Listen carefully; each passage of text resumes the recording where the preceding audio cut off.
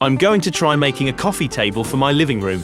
It needs to be fairly modern, simple for me to build with no fancy joinery or tools required. My only requirement is that it needs to have a couple of drawers to store junk when we have guests. I literally have no budget, so this must be made completely from reclaimed wood and the cheapest drawer slides I can find. The charm of reclaimed timber lies in its rich history. Every knot, grain, and even imperfection tells a story of its past. But this history often comes with remnants like old nails, screws, and embedded metal. So, preparation and a metal detector is key.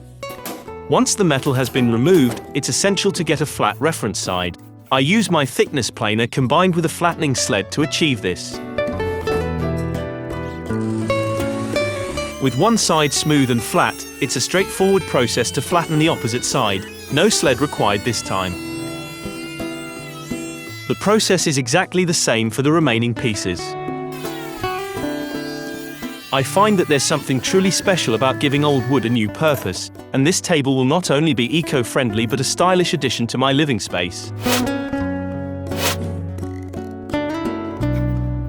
Once both faces are flat, it's time to square up the edges.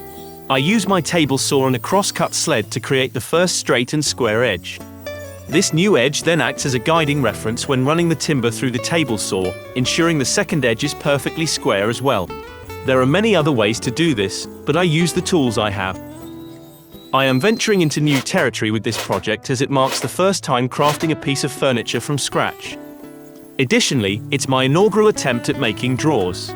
Naturally, there will be some imperfections along the way, but I guess that's the beauty of the learning curve. With the reclaimed timber now ready, it's on to some precision work. Utilizing the table saw and miter saw, each piece is cut down to its final size, ensuring accuracy for the final assembly. The design requires the wood to be cut into numerous smaller sections, which will later be glued together.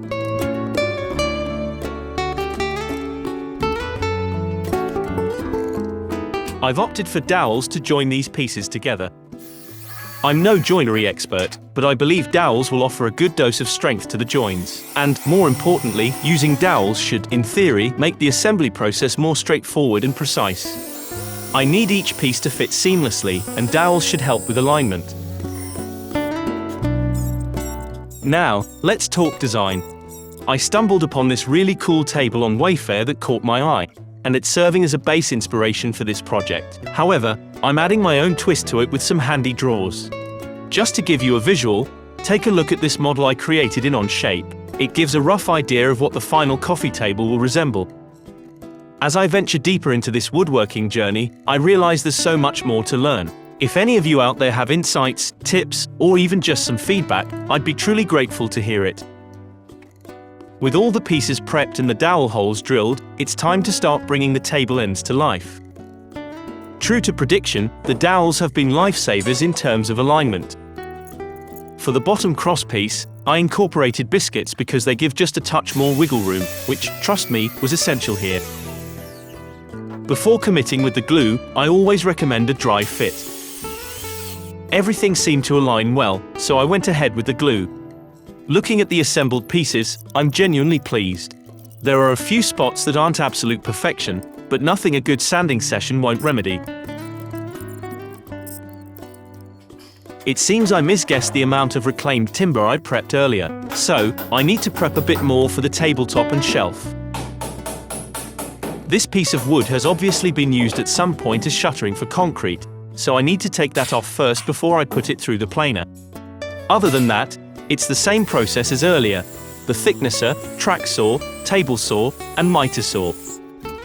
We've been down this road before, so I won't dwell too much on the details. A flap disc on the angle grinder made light work of the concrete.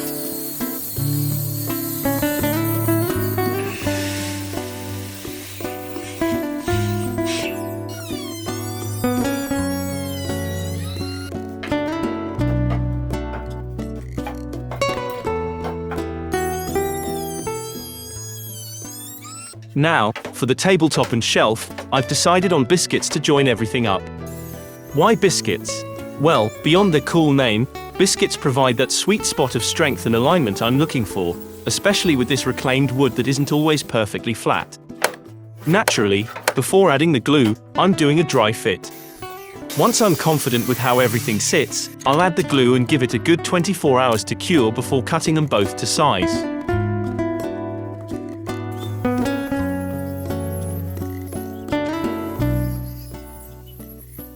Again, the process for the shelf is exactly the same. This wood was in a pretty bad state and I wasn't sure if it was going to make it. But with a bit of work it seems to have turned out nicely.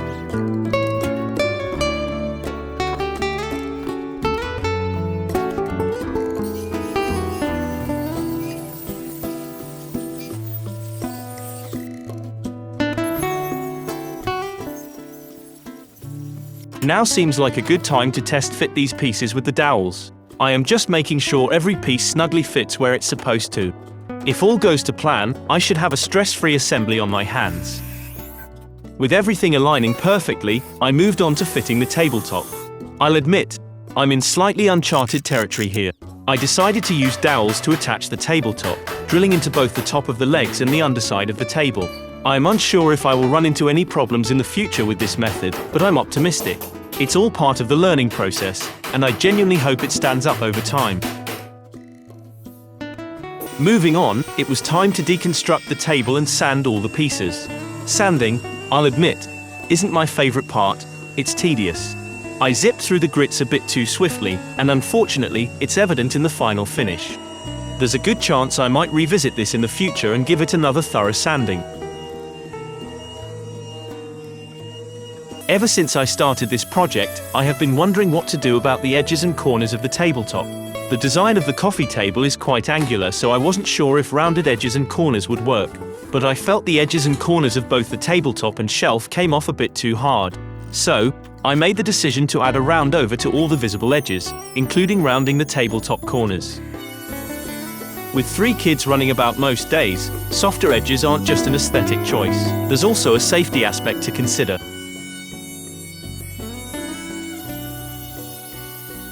I believe that matching color palettes can bring harmony to a space, so I decided to echo the shades of a desk I recently restored. The first step was adding a dark stain to the tabletop and shelf. I am using an oil-based stain which I think should also add some protection to the coffee table. Once that's soaked in, I prepped the other components with a white undercoat. From there, everything received 2 generous coats of a rich, dark green, tying it all together and complementing the room's aesthetic. With every component colored and ready, it was time to bring this table to life. Admittedly, my clamp collection is a bit on the lean side, so I paced myself. I first built the carcass of the coffee table, and the tabletop was secured the following day. But seeing the main frame of the coffee table come together, it felt really rewarding. It's shaping up nicely, and I'm pleased with the progress. Next up, crafting some drawers. Drawers. The very mention of them made me a tad anxious, primarily because it's my first time. The YouTube rabbit hole I went down made it clear, they're not straightforward. Yet, adding them to the coffee table felt essential, both for its function and as a learning experience. This being a personal project, I can accept the possibility of minor hiccups along the way. As seems to be a recurring theme in this project, I found myself a bit short on timber. Back to prepping we go. With the timber ready, sizing it up was next. The table saw then came into play, etching out a 4mm groove in each piece to hold the drawer base. And speaking of bases, I had some leftover 4mm plywood from another project that fit the bill. Now, the assembly. Here's where my Craig pocket hole jig made its debut. Having seen it used in countless YouTube videos, this was the first time I actually used it. What a gem of a tool. It made the process relatively straightforward, and the joints seemed to be rock solid. Remember when I mentioned my budget for this project was virtually non-existent? Well, that came into play when choosing drawer slides. As much as I dreamed of those silky smooth, soft close drawer slides, reality had other plans. I repurposed some from an old kitchen cabinet. They're functional, sure, but lack a bit in the aesthetics department. With the drawers ready, minus their faces, it was time to slot them into their new home. Next up, it was time to give those drawers a face. Naturally, this meant another round of wood preparation.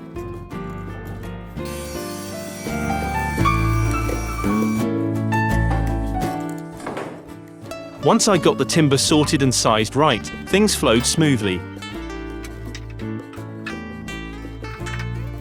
Using some 4mm plywood offcuts as spaces, I ensured uniform gaps around the drawers. A neat little trick to get those crisp, even margins. Then using double-sided sticky tape, the faces were temporarily set in place. A quick clamp down, drawer removal, and I had access to the back, letting me secure those faces with screws for a more permanent fit.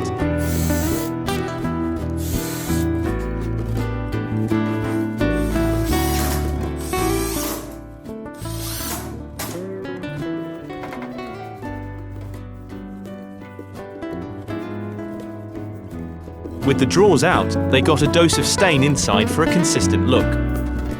The faces, meanwhile, received a paint job in sync with the table's theme.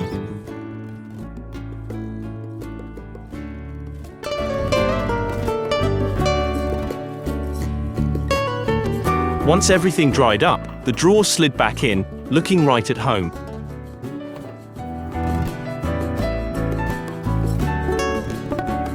To cap it off, I added soft feet to the table, a gentle touch for any flooring.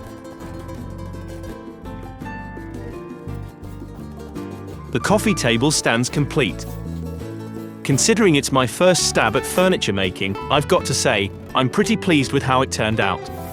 Down the road, I might circle back, give it another sanding, and a fresh finish. What do you all think? How did it turn out in your eyes? Please share your thoughts and leave a comment below. Your feedback is always valuable.